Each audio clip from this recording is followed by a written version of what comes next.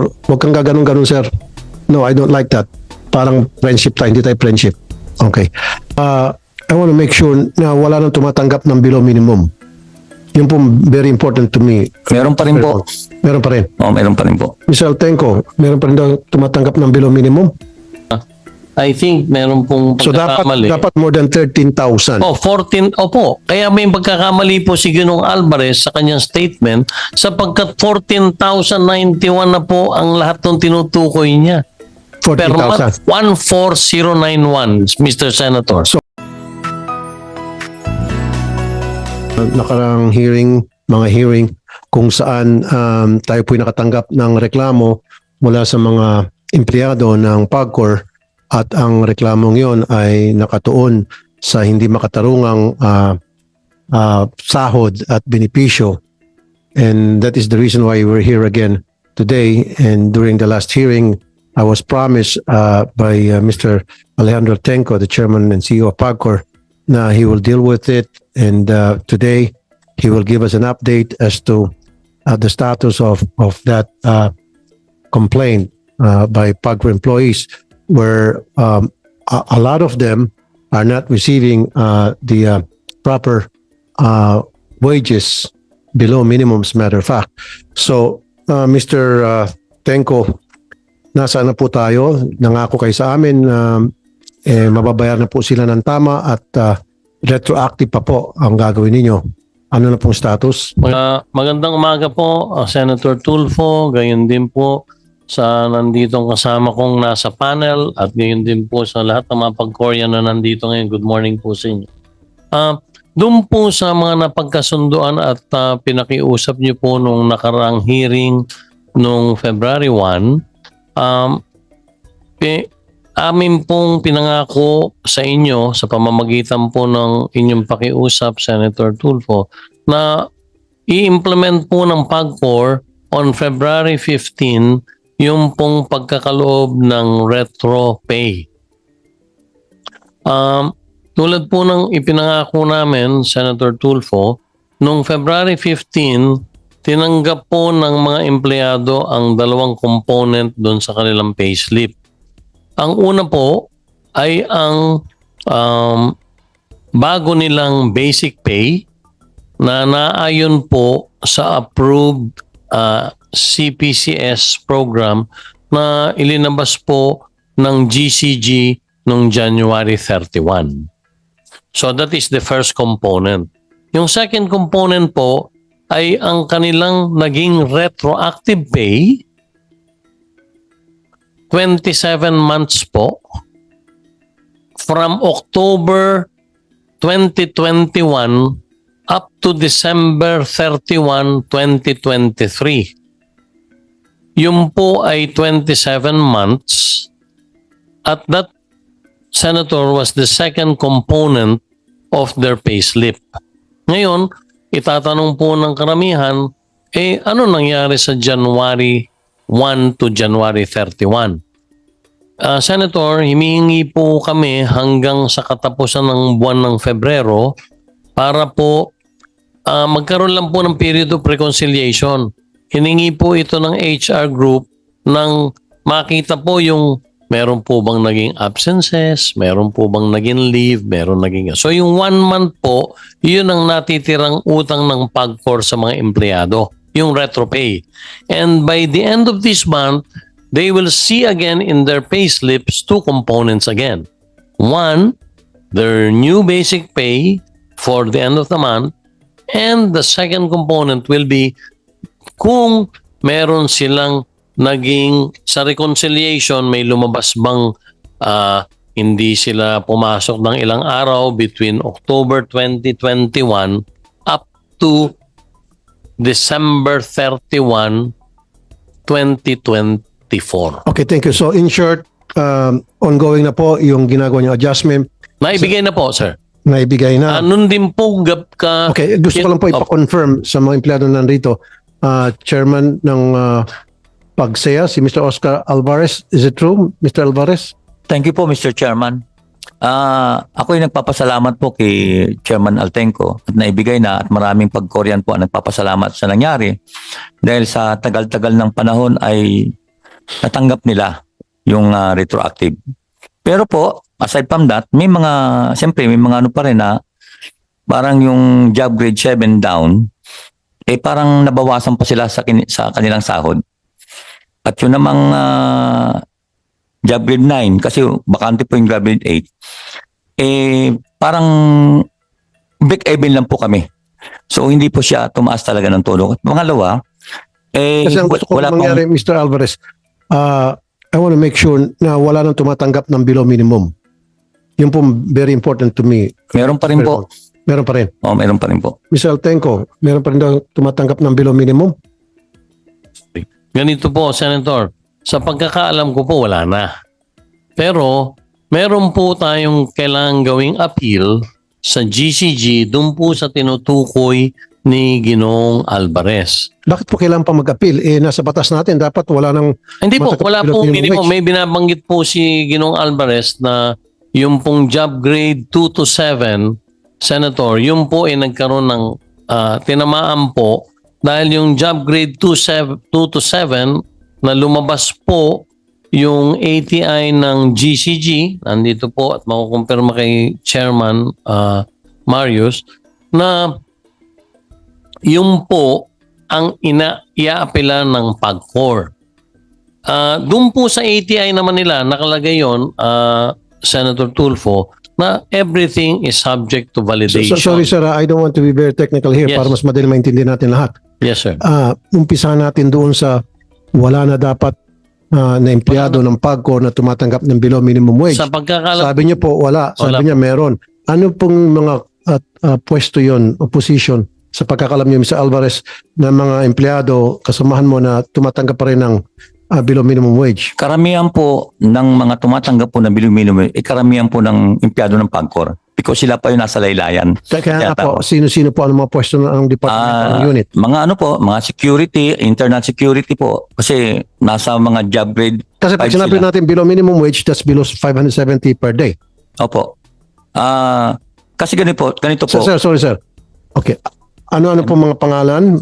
Ano-ano po mga unit? Ano mga position? Yung tumatanggap pa rin as of now ng below minimum? Ito po si Gian. Example ko po. Job grade, ano ba bigay sa'yo? Ikaw, Mr. Samson, up to now, below minimum pa rin sa iyong pay slip na bago, hindi pa nag-reflect yung increase Good na morning. pinangako na sinasabi kanina Mr. Tenko. Good morning po, Mr. Chair.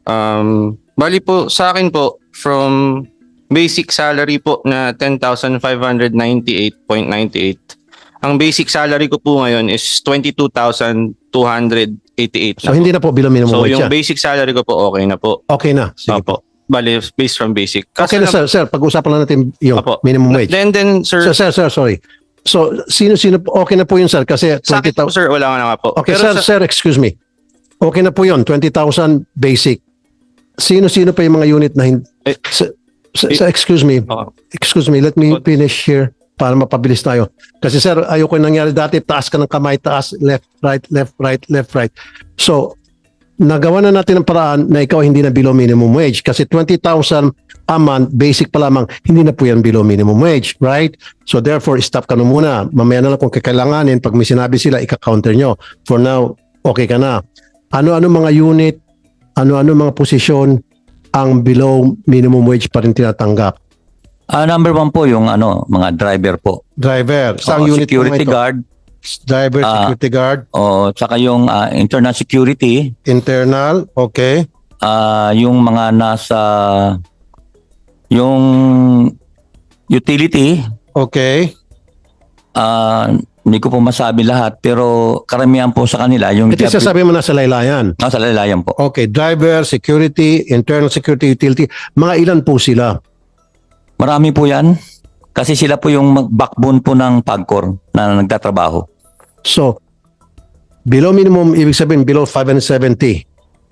Opo. I-times nyo nga, 570, dapat magkano? Ang monthly dapat matatanggap? Come on, bilisan nyo. So, Mr. Tenko, yes, sir. ito yung mga nasa laylayan.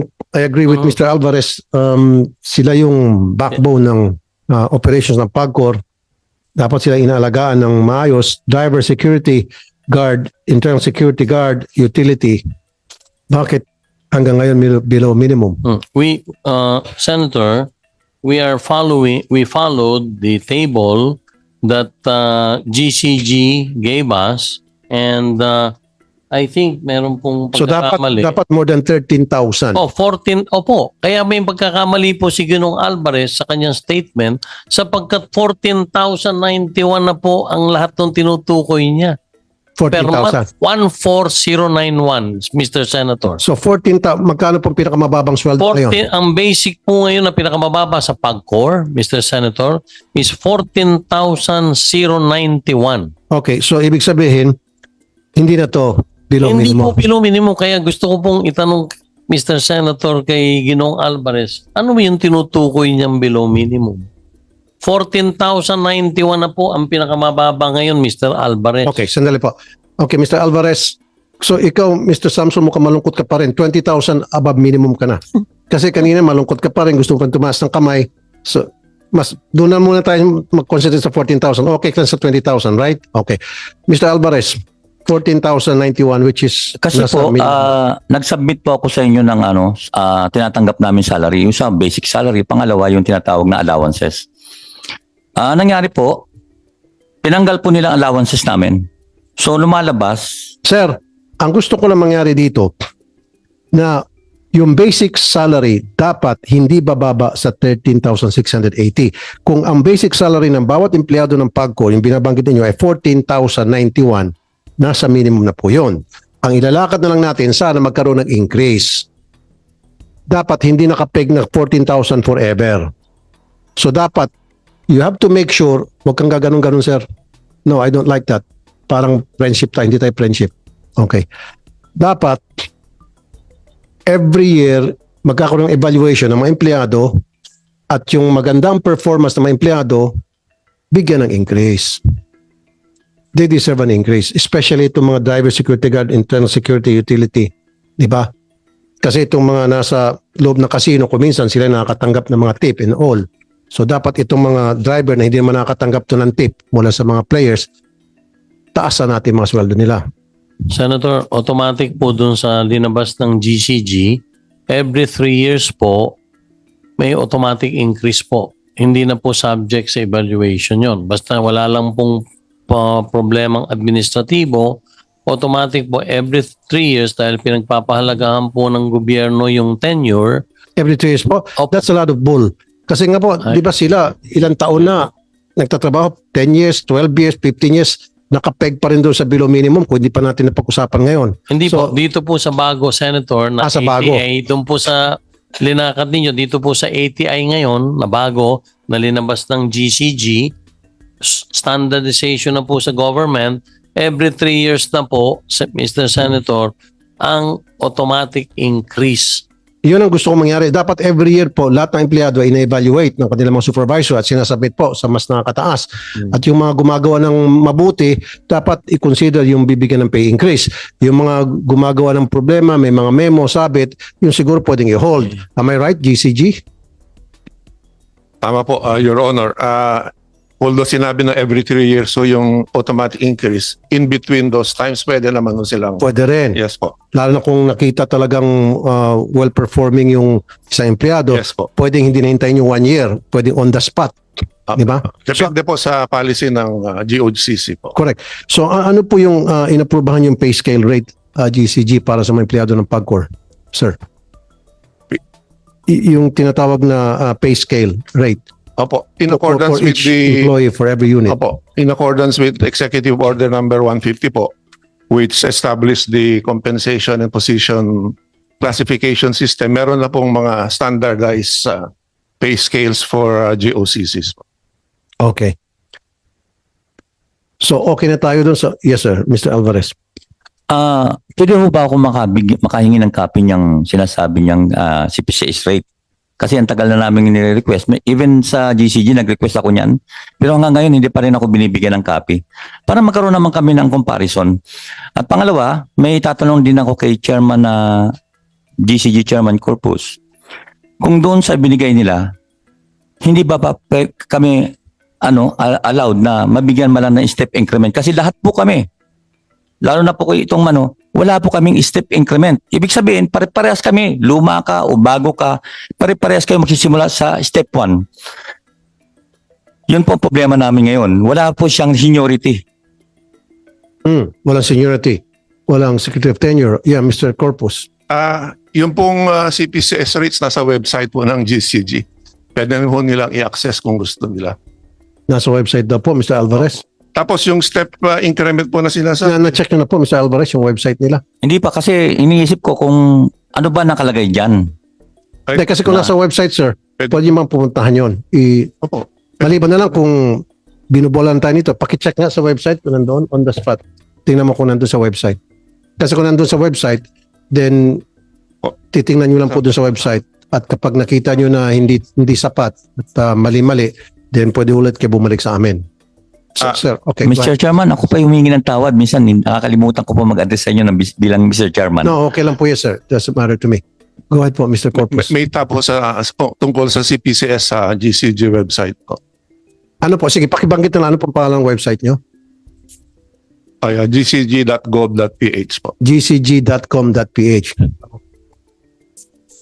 Okay. Meron- Mr. Alvarez, away po kayo doon sa website.